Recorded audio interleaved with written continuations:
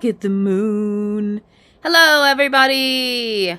Ozzy Osbourne, Bark at the Moon, one of my favorite songs. If the song didn't tip you off, today we are going to do a doggone great episode called Alpha. Oh, don't you worry. This episode and this review of this episode is fueled by bad dog puns and dog shit jokes, literally and figuratively. The X-Files has these things, and I call them best worst episodes that fans love to watch in an ironic and comedic way because they're such shit. Alpha is that way. I feel I don't watch Alpha purely for ironic or comedic purposes in the way I would like something like Tesos dos Bichos, which we'll get to. I ran a poll on Twitter and it came out a dead tie between this episode Alpha and the episode Tesos dos Bichos, which is a very cat-focused episode. Alpha is a very dog-focused episode. It was cats versus dogs. So I'm going to do Tesos dos Bichos next, which I have a whole lot to say about. But today we are going to talk about the season 6 episode Alpha. And I love this episode for unironic reasons. But I also acknowledge that this episode is shit, but maybe not for the reasons you're thinking about. Got a whole lot to say.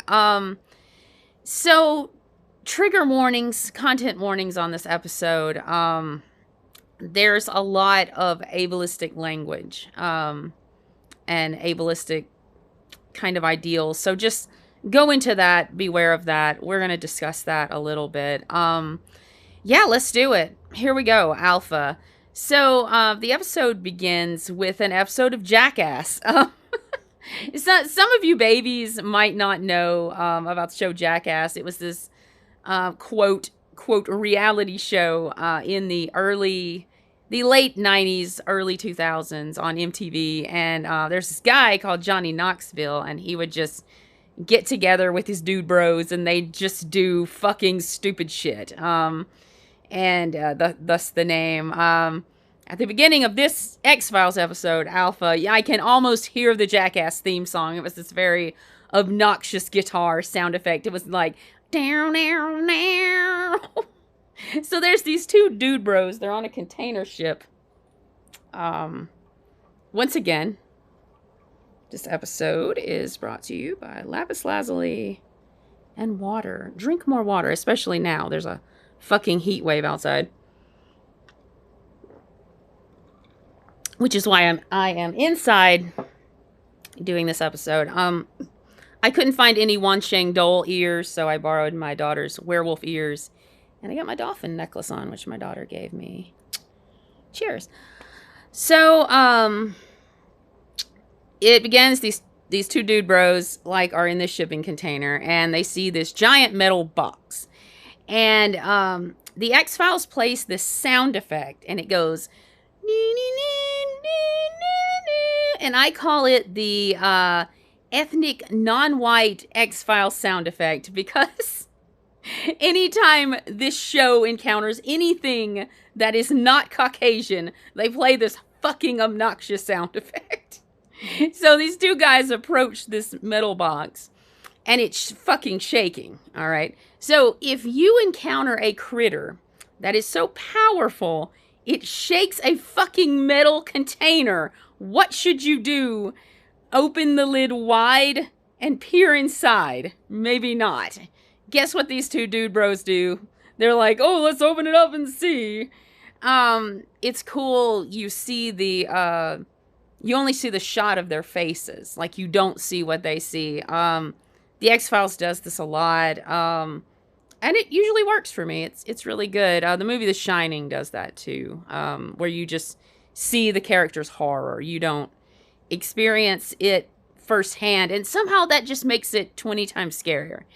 So then, the next scene, you see the captain coming down. He's like, where are these two guys? And they look inside the container, and they're both in there with their throats cut. And this animal, whatever it was, is gone. And then you get the title credits. And then you see Mulder and Scully, and this is the first episode, I believe, where they have been reassigned to the X-Files and they're in their office. Like, they've had episodes like Aguamala and Arcadia and Monday, and they're kind of like out in the field doing shit. But this is the first episode, I think, where they've been reassigned to the X-Files and they're like in the office. So I think that's pretty cool. It's kind of like a little reset button. Scully comes in, thirsty as hell. I mean, that girl wants dick, okay? So, oh, Dana Scully. I wish you were getting dick from somewhere else in this episode, because this guy, Fox Mulder, treats you like a sack of garbage. Not just in this episode, throughout the season consistently. I don't like Mulder, okay? If anyone knows me, they understand my ire towards the character of Fox Mulder, but Season 6 Mulder, I'd push him in a fucking dumpster, all right?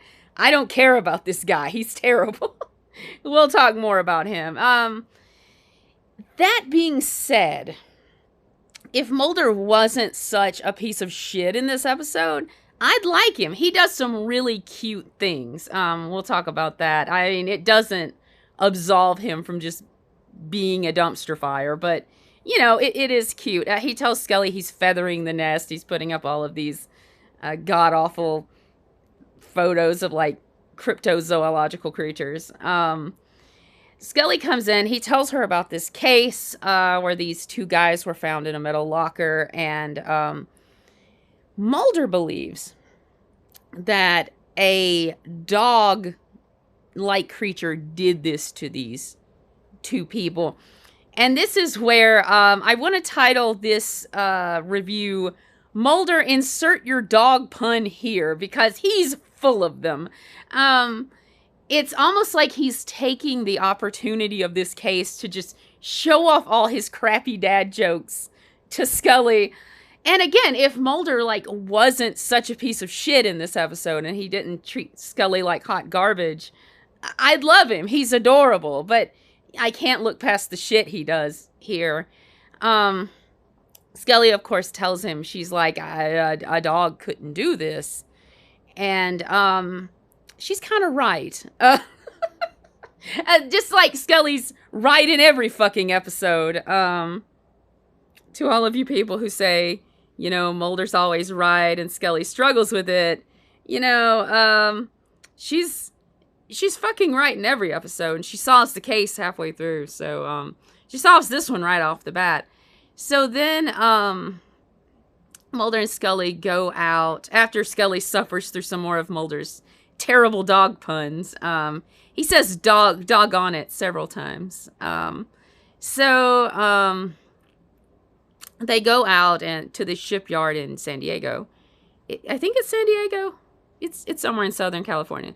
They go out to the shipyard, and they're talking to the captain. He's like, well, I don't know how this happened, you know. Maybe it's because your two fucking idiot employees opened the lid of this container wide open, dude. You know? It could be the reason. Oh, there's my I Want to Believe poster, so that's cool. So, they meet this guy, and his name is Dr. Duttweiler, and he is a cryptozoologist. This isn't before they meet this game warden. And he's a pretty cool guy, like him. Game wardens on the X-Files are consistently cool people. I don't know why that is. They're just neat. So they meet this game warden, and he tells Mulder, he's like the person who ordered this animal ship, the one that escaped and supposedly killed these two guys. He's a cryptozoologist, and you see Mulder get an erection as the guy says it.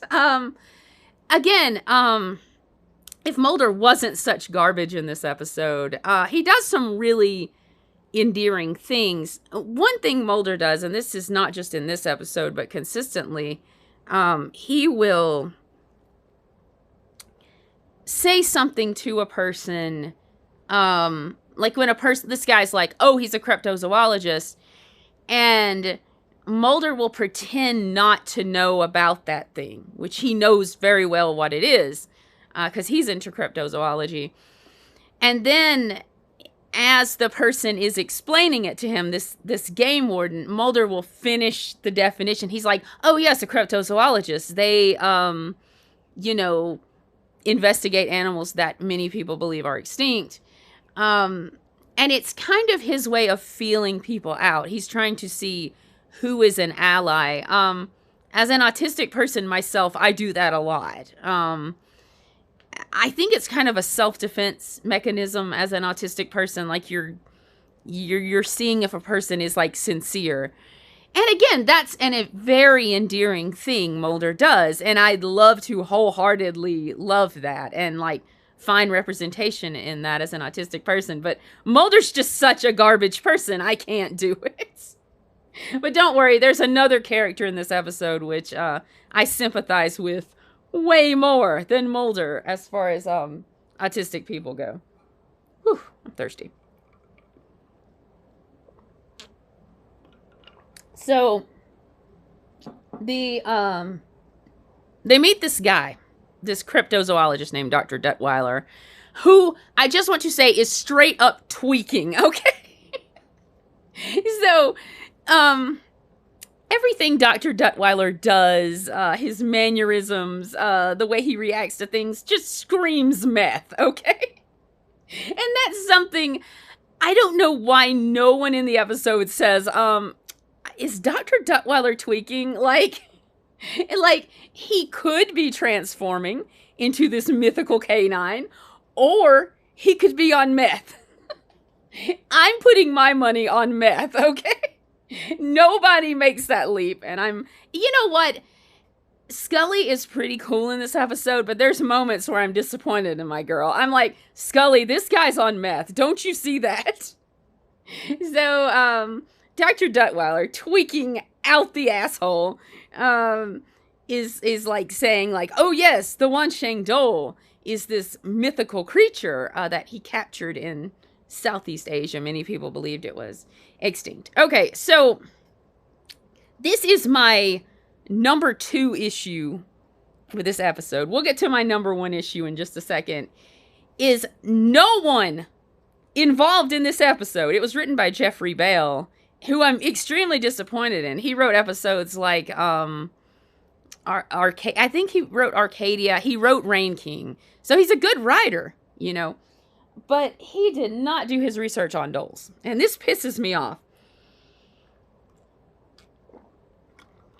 As a person who intensely studies canines, like, okay, first of all, the animal actor who plays the quote, this wild dog, is it the unhinged dhole? Is it a wild dog? We don't know. It's never fucking explained. Because this is the X-Files. It's never going to give us definitive answers. The animal actor who plays this wild dog is a wolf dog. Now, if you know anything about dholes, Southeast Asian red dholes, they look nothing like wolves or dogs. Well, they look nothing like wolves. They are this small red dog. They're a little smaller than a border collie. And they communicate in high-pitched yips. Many people call them whistles. Extremely fascinating. And if this episode had been good, they could have done so much with that. Like, okay, the dhole is fascinating. Like, first of all, the dhole, like, in the canid family, is not closely related to foxes, which they resemble. But they're also not closely related to wolves or dogs. They're just their own thing in the canine family tree. That's amazing. Okay. Another thing they do is they communicate with these whistles. Like, how creepy would that have been if the X-Files had employed that? It reminds me of the superstition in the South here where, like, if you hear whistling at night, don't follow it because it's like it's a wendigo, or it's like a skunk ape or a monster, you know, don't go near it. They could have employed that. That would have been fucking cool. Also, Detweiler's like, oh, the dhole doesn't hunt, it scavenges, which is bullshit. The dhole, like, runs around in these giant packs. Like, they can be 30 to 50 members. their pack structure is very much like African painted dogs. If you're familiar with that species, there's just so many of them. Like, fucking tigers won't mess with dholes. Leopards won't mess with them. They're like, we know. I know the Jungle Book is a very problematic piece of literature. But in the second Jungle Book, the red dhole is one of the main antagonists, and they just are so numerous. None of the other creatures will mess with them, and that's like okay, X-Files, this racist author, Rudyard Kipling, who was a piece of shit, wrote a better representation of the dhole than you did. Good job, X-Files. And that pisses me off. And I know that probably won't mean a lot to other people, but considering how shitty this episode is, and what a hard-on it tries to make you believe it has for, like, you know, representing canine behavior, they couldn't get that right. Like, they really couldn't even get, like, there are dog breeds that resemble the dhole. Like, a Basenji kind of looks like a dhole, or, like, a dingo kind of looks like a dhole.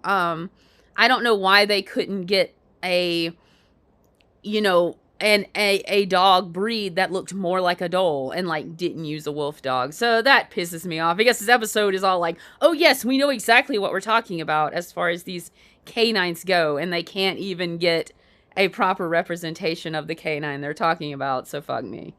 Also, if they wanted to use this animal actor, which is very coyote-like in appearance and in, like, mannerisms, why didn't they just go with the Native American coyote trickster myth?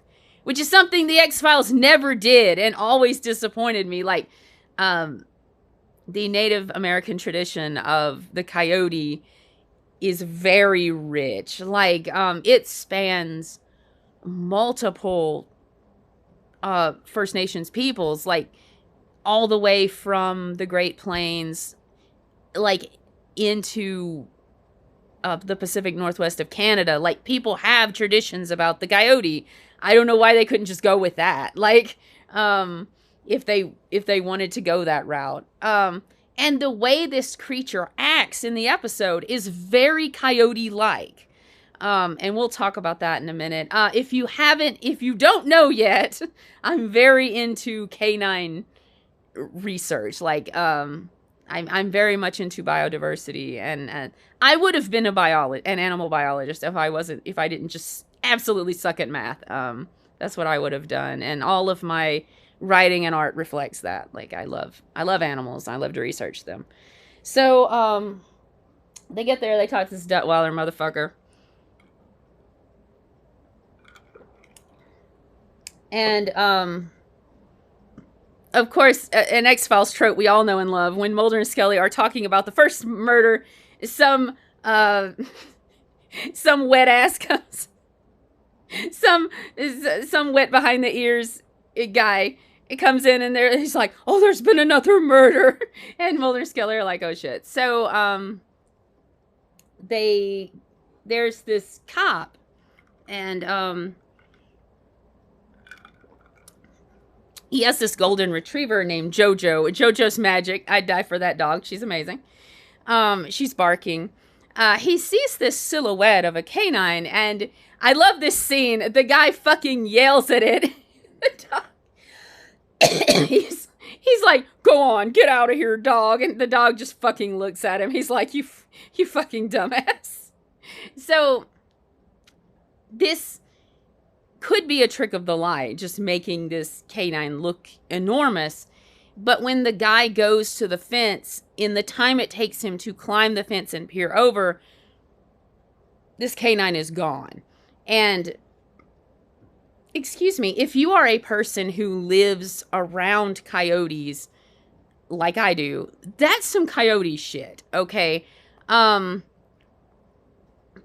What's hilarious about this episode is this episode is like, hey, wouldn't it be wild if there was a canine that was hiding in plain sight and was using our human civilization that just blotted out their natural habitat, and they were thriving in it at our expense. And they're like, wouldn't that just be an unexplainable X-file? And I'm like, that's happening. That's coyotes.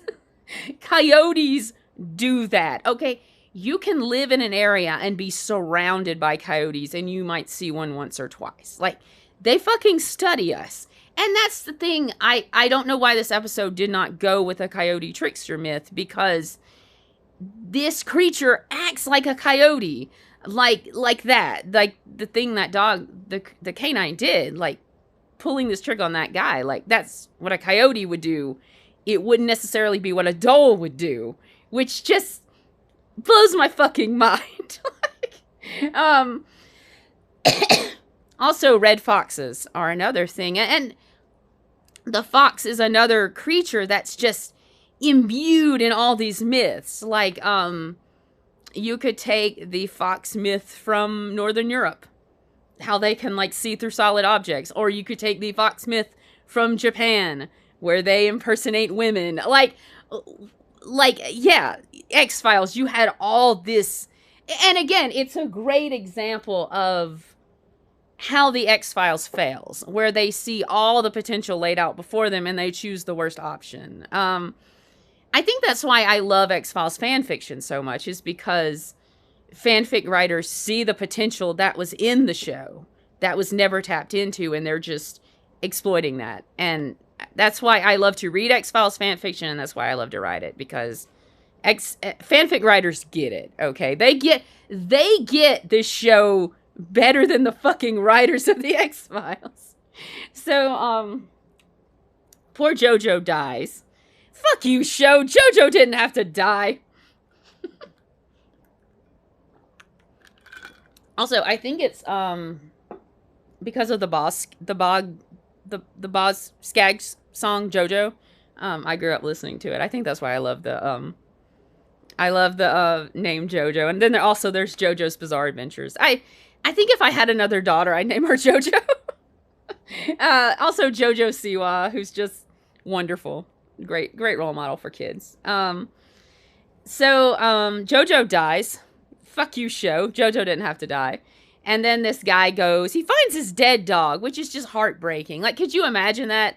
The few moments before you die, you find your beloved dog dead. Like, fuck you, show. Anyway, the guy turns and he sees this creature, which is absolutely not a dhole. All right? It is a wolf dog.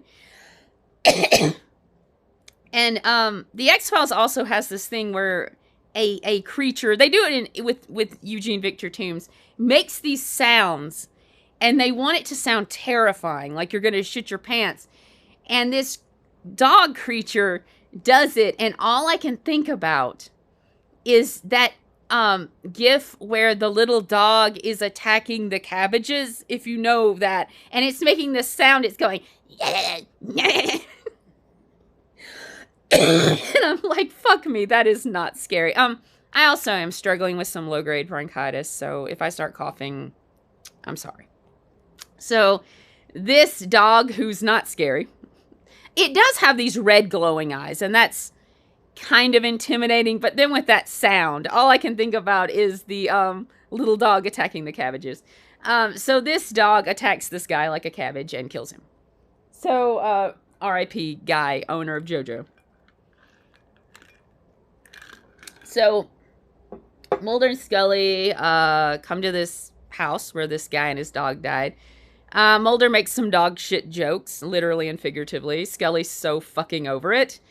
And then Mulder's like, the only way we're going to catch a dog that thinks like a man is to find a human that thinks like a dog. Okay, Mulder, how did that work out for you, buddy? So they go to see goddamn Karen Berkowitz. Oh my God, here we go. We're getting into the meat of the review. So Karen Berkowitz is this lady, and she lives all alone out in a farmhouse out in the middle of goddamn nowhere. She reminds me of the character Will Graham in Hannibal, a kind of his deal. Like, he lives in the middle of nowhere with his 7 dogs. He just wants to be left alone. Excuse me. Ugh. So, I'm going to have to get up and get some water in the middle of this review. Excuse me. So, Karen's deal is she studies canine behavior. She's like lived with wolves and dingoes and what have you, and like studied their behavior. Mulder met her online. She's an internet friend. Okay. They come up to this woman who's putting up a fence. And Mulder says, Karen. So, and the woman's like, no, I'm not Karen. She's somebody else. That's our first clue. Mulder has never even seen Karen. He's never even laid eyes on her. But he seems to take he has a great deal of admiration for her. Also, when Scully talks to this woman who's putting up the fence, the woman even says, we've had coyote problems in this area, which is why she's putting up this fence. Excuse me. Like, the way this creature is attacking people, it could just be a large rabid dog, which is what happens sometimes. Like, there is no evidence in this episode that Dr. Duttweiler is shape-shifting into this creature. There is this one scene where a person is like peering into the fog and they see this shadow of this person, and then it looks like the shadow of a dog. But that could be a trick of the light. Like, there's no evidence that Dr. Duttweiler is turning into this creature. This could just be a rabid animal. Or it could be coyotes, like this woman is saying. Though I don't think coyotes are going to go lunging at people's throats. That's not something they do. Coyotes are generally very shy animals, but this could be a sick creature, you know? And that's something no one considers, which I think is hilarious and just goes to show just how shitty the writing is in this episode. Damn it, Jeffrey Bell. You wrote probably my favorite episode of The X-Files, Rain King, and then you wrote this piece of hot garbage. Seriously, dude, step up. So, Scully tells the woman's like, oh, are you looking to board a dog? And Scully's like, no, it's a behavior issue. And then she looks at Mulder and she says, he won't listen and he chews on the furniture, which is a cute little joke. But Scully does this throughout this episode where she will, like, make this lighthearted jibe and, like, to make Mulder laugh. And then as the shot cuts to Mulder, you'll see her, like, looking away or looking down very sadly. And another thing people discuss a lot when they discuss this episode is Mulder and Scully's fucked up relationship. So, first of all, I want to give a shout out to, I believe they're called the X-Files Chat Room Podcast. Wonderful podcast. Give it a listen. They gave me some really nice shout outs, and they were very curious to know my thoughts on this episode, and that's part of why I'm doing this is those two people are like totally cool, and I love them. So shout out to that podcast. They're awesome. Give them a listen. So what I'm going to say is going to kind of go off into semi-canonical territory. Most of it's canonical, some of it is semi-canonical. So, in this scene where Scully, like, makes this joke, she looks at Mulder for a reaction, and then she looks away very sadly. She's trying to imbue their relationship with the camaraderie they had prior to the X-Files 1998 movie. Blech, can't talk. Fight the Future. Now, in Fight the Future, Mulder, this is canonical. This is not semi-canonical. Mulder professes his love to Scully, and probably one of the most romantic scenes ever put on film. He tells her, like, you make me a whole person. He's pretty much telling her, I'm in love with you, okay, and you're going to be the center of my universe. But in season 6, Mulder turns around and pulls some bullshit. Okay, he's pursuing Diana Fowley. And then he pursues his other side chick, Karen Berkowitz, who we're about to meet. Now, this is how I believe. This is semi-canonical territory. This is what I believe. Mulder professed his love to Scully in Fight the Future, and he was like, you make me a whole person. I love you. But then in season 6, he turns around and he just goes right back on his bullshit of taking her for granted. I believe that Scully was receptive to Mulder's declaration of love, where she's like, yes, I love you too. This is how I feel as well.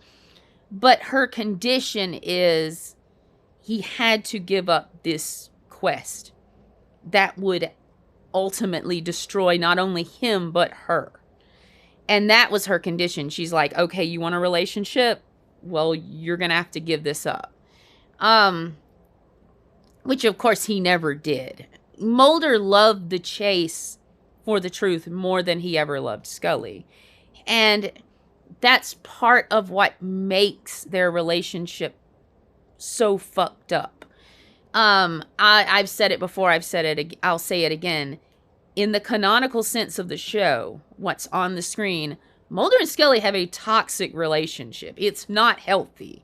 It's not the, quote, blueprint for romance people keep telling me it is. Every time people are like, oh, MSR is just a blueprint for romance. I'm like, maybe fanfic MSR is. But no, like, this isn't healthy. I wouldn't want a relationship like this. Okay? So, I believe in alpha, the way Mulder interacts with Karen and the way he interacts with Diana Fowley, trying to rekindle what they had, of course, their exes. I believe he's doing this out of resentment for Scully. That Mulder wants to be the center of Scully's universe. He wants her to loyally follow him on this quest without question. But he does not want her to be the center of his universe. Like, the quest will always come before Scully. And he is resentful of her that she's putting this up to him, where she's like, okay, you want to have a relationship, give up this quest so that we can pursue what I want, you know? But Mulder, like, to raise a family with him, to have this sort of normal life where they can, like, have a family and have children. And Mulder just can't do it. He's an addict. Mulder's an addict. He's addicted to this quest for the truth, this quest for validation he has. And he is, I believe he's acting out in this episode where he's like, Scully, you know, I want to have my cake and eat it too. Like, he wants to have Scully and he also wants to have this quest for the truth. And he can't have both. And he'll always put the quest over her. Which is why I cannot wholeheartedly, like, I can't love Mulder. Like, there's parts of Mulder's personality I love. Like, his gentleness and his playfulness. Like, they're great. But that is why I can't love Mulder. He'll always put something over Scully. Unless she's on death's door. Which is all kinds of fucked up. Okay? So, we go in and we meet Karen. There's also this scene where they come into Karen's office, and it's very dark, as we figure out later on she suffers from lupus. And Scully stumbles, like she can't see where she's going. Mulder goes to guide her, like he grasps her shoulders so she won't fall, and she flinches away from him. That's beautiful, showing that tension between them. Now, we meet Karen. Karen has 7 dogs, and I love them, okay? I love the way they all come in and they have a chair in the office like they think they're people. That's a really cute touch. So, Karen, who Mulder met on the internet and who's supposed to be so obsessed with Mulder, she doesn't even have the time of day to really talk to him. So, when I was a little girl and I first watched this episode, I was about 14 years old. I loved Karen because I wanted to be Karen, okay? She was this very Julie of the Wolves type character. She like went out and lived with the wolves. She valued animals over people, which is 100% the way I was when I was a kid. But now I am side-eyeing Karen. I am calling Karen Berkowitz my problematic fave because I love this woman. I sympathize with her very hard, but she does fucked up shit. Like, I think when a lot of people review this episode or talk about this episode, they're talking about Karen like she's this precious little baby bird that Scully's just mean to. Like, they frame it in a way where, like, Scully's just abusing this disabled person. It's not that way. Karen fucking knows what she's doing, okay? She's telling Mulder everything he wants to hear, and she's playing him into this trap. And Scully can see straight through that bullshit.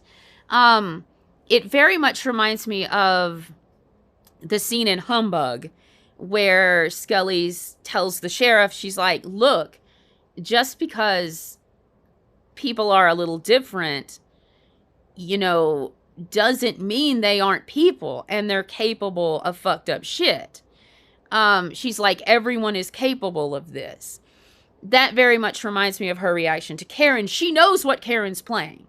She knows Karen is manipulating Mulder into this trap to get what she wants, and Scully can see through it. Another person Karen Berkowitz is like is Robert Patrick Modell in Pusher, who influences people and tricks them based on suggestion alone. Like, he can see the weaknesses in people and he exploits that.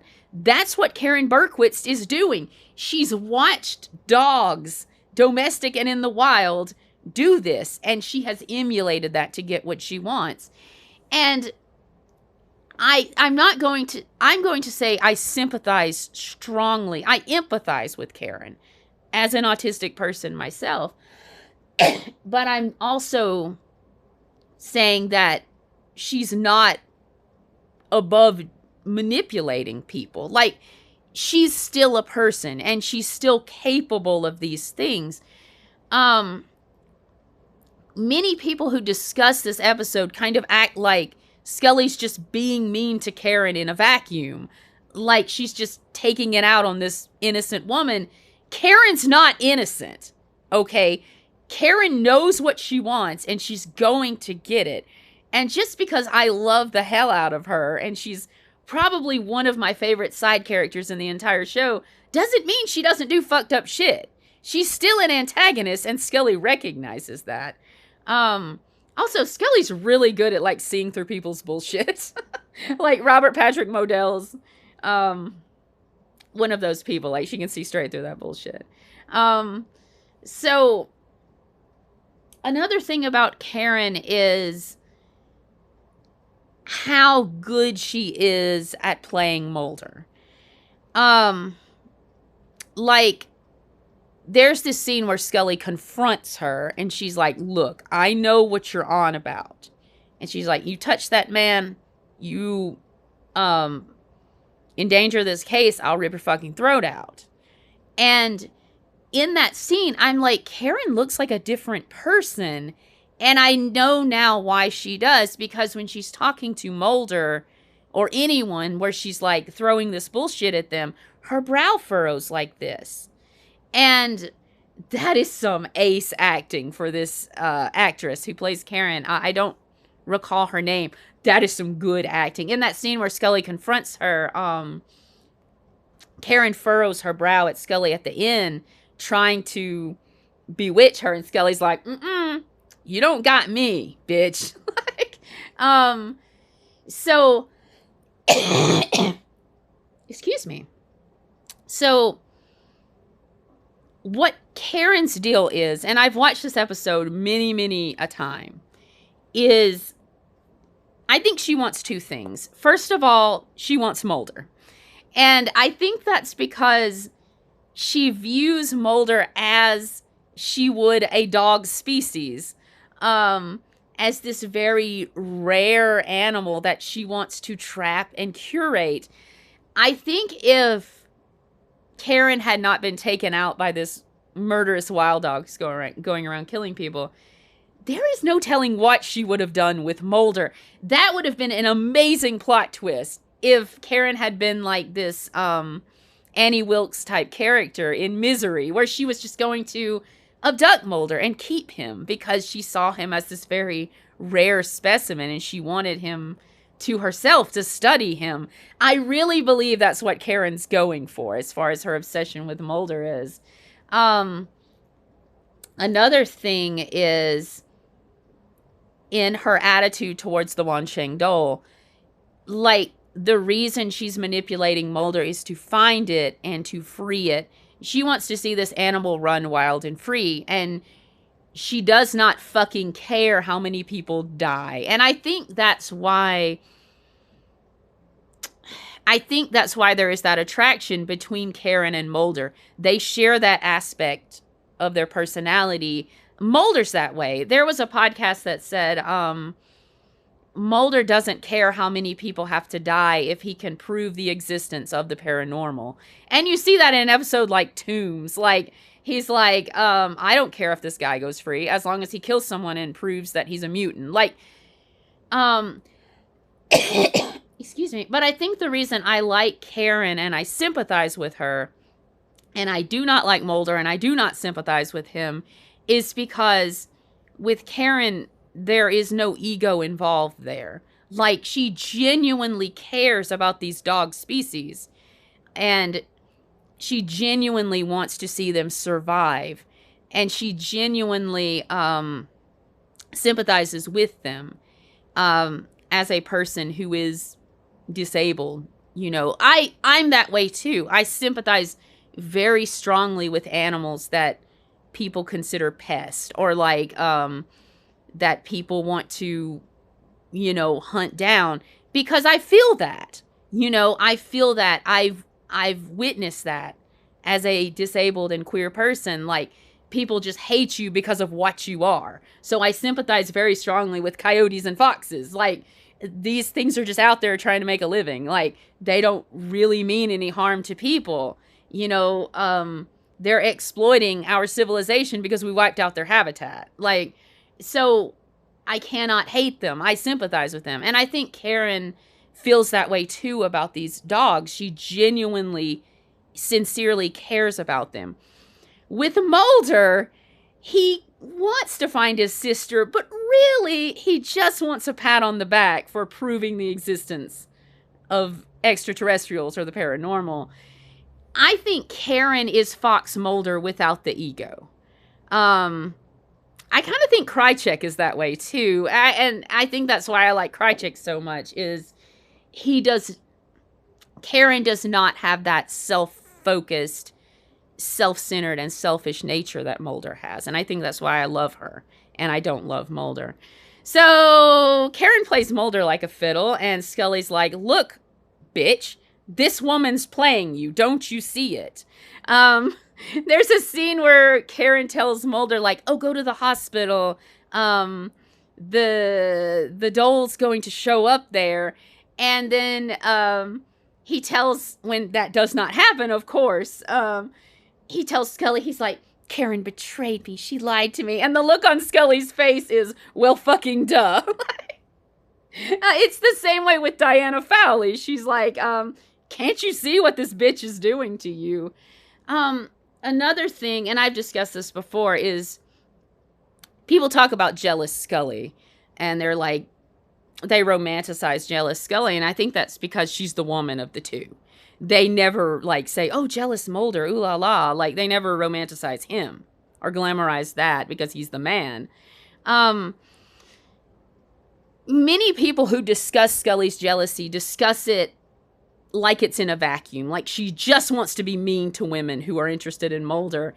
And they never look at what these people are doing to Mulder. Like, one thing in Alpha is, I don't think Scully treats Karen any differently than she would someone like Deep Throat. Okay, who is playing Mulder like a fiddle, or Mr. X, you know. Like,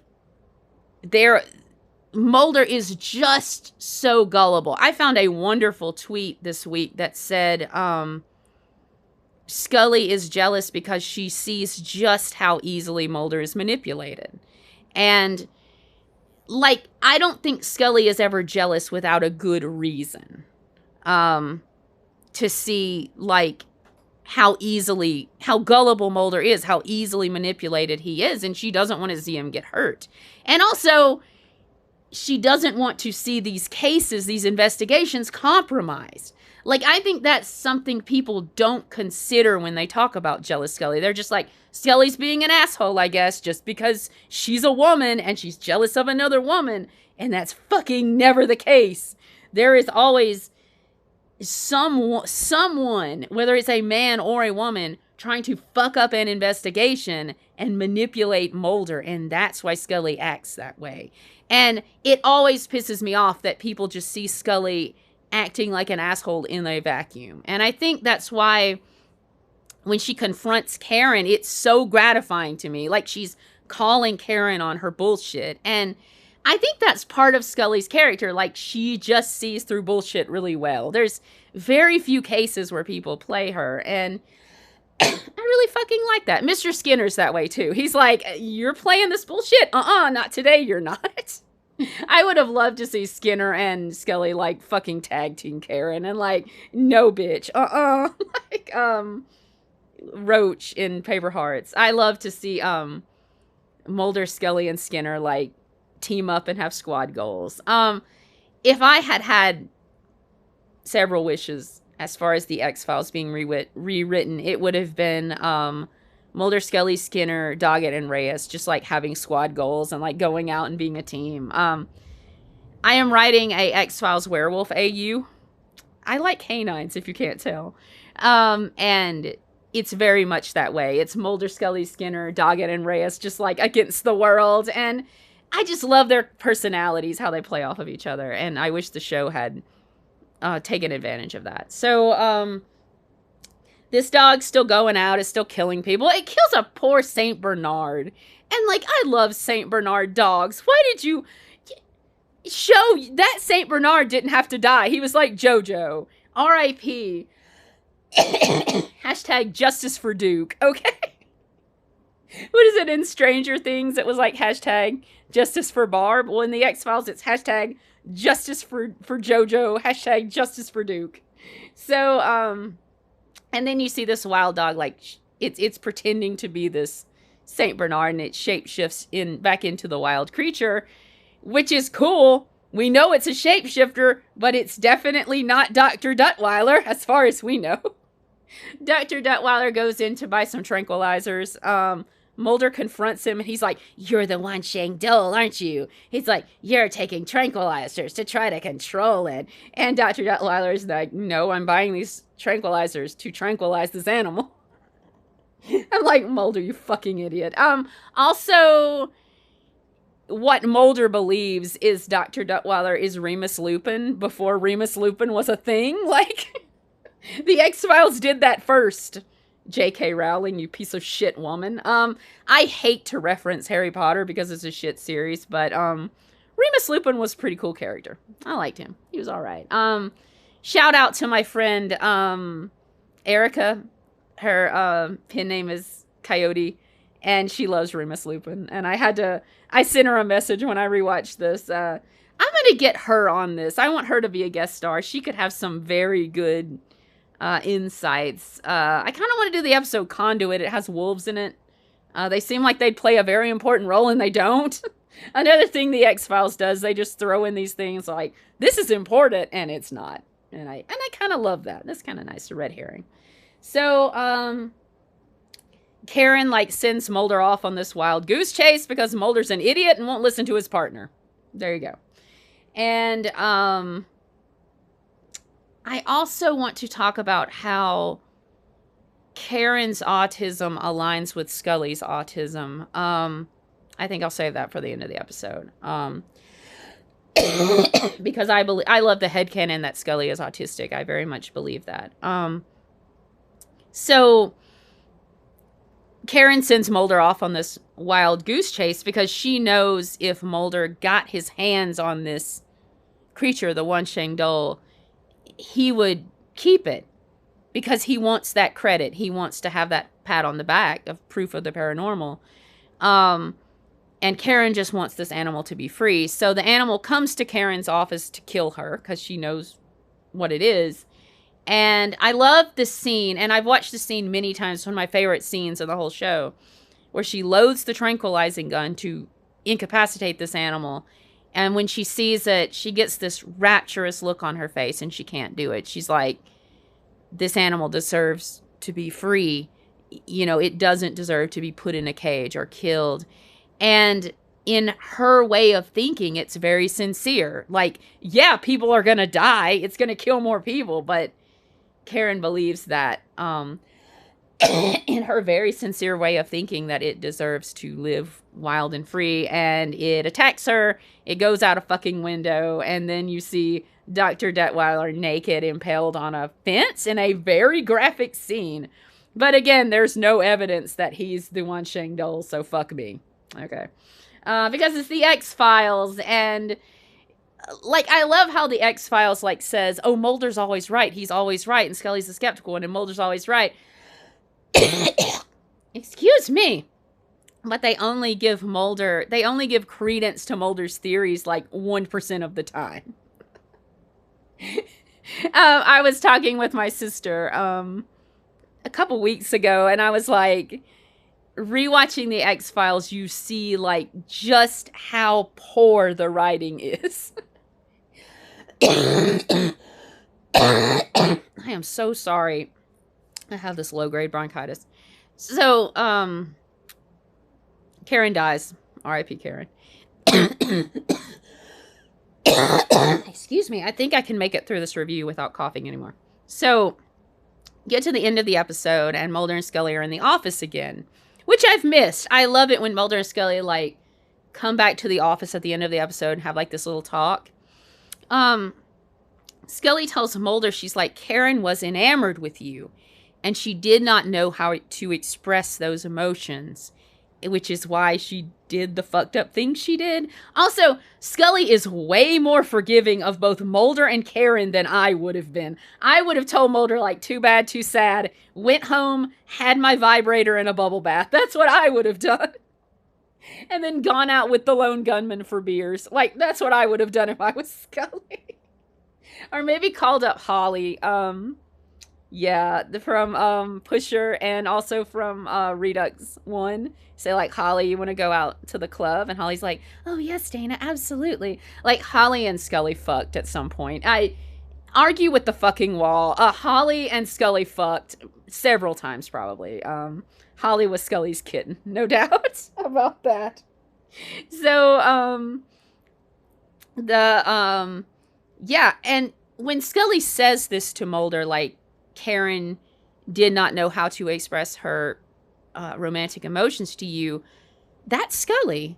Like, she will follow Mulder to the ends of the earth, but she has trouble expressing her true feelings towards him, and I think that is a facet of her autism. I feel that way too. Like, I have a lot of trouble expressing emotions to people, even and especially people I care about.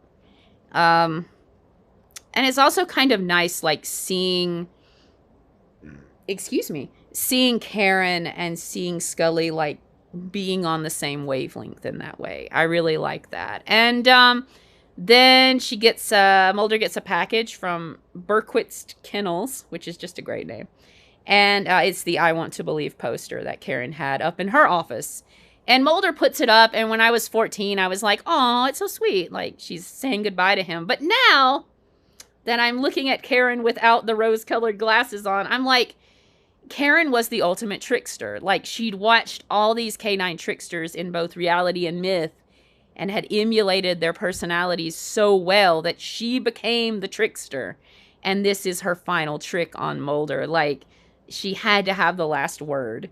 And that's what a trickster will do. I also love how this episode sets up Dr. Duttweiler as this mythical trickster, and it's Karen all along.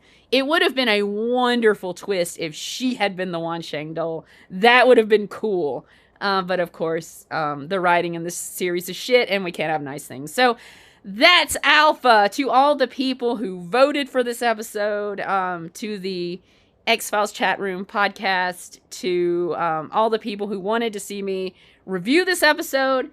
These are my thoughts. Fucking, I hope you love it. If you're mad at me, flame me in the comments. I'm used to it. Yeah, but thank you. Thank you for all your support. Thank you to the people who watch these unhinged videos, this angry feminist screaming about a 30-year-old paranormal show. Thank you for watching this. I appreciate you guys. I love you. I'm going to be 39 next week, so yay! And my daughter turns 8 this week. So we're just we're having birthdays all over the place. We're just fucking Leos in this family. Give me a shout out. I am at raccoons_dead on Twitter. I am at Just Awful X-Men Art on Tumblr. I am at Dead Raccoons Draws It on Instagram. I am at Dead/Raccoons on DeviantArt. And I'm here, I'm queer, and I'm not the Wansheng dhole. So send me a comment. Which underrated X-Files episode do you want to see? Hopefully we will do Tessos Dos Bichos next. I love you guys. Bye. Mwah. Watch out for werewolves. Watch out for Wansheng dholes.